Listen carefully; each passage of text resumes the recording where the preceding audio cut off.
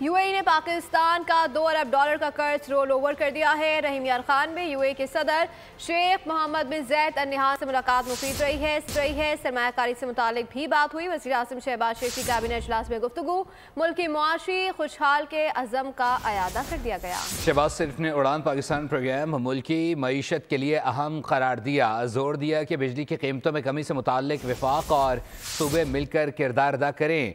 जब तक बिजली की कीमत कम नहीं होगी हम तरक्की नहीं कर सकते। बिजली की कीमत कम करने के लिए 2 से 3 ऑप्शंस हैं।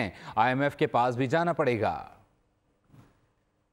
बिन ज़ायद से मस्बत बातें हुई, बाहमी जो ताल्लुकात उनको मजबूत करने के लिए, और फिर सरमायाकारी के हवाले से गुफ्तगू हुई। जनवरी में $2 बिलियन की पेमेंट ड्यू है जो हमने वापस करनी है, तो उन्होंने कहा कि हमें खुशी है कि हम इसको एक्सटेंड कर रहे हैं।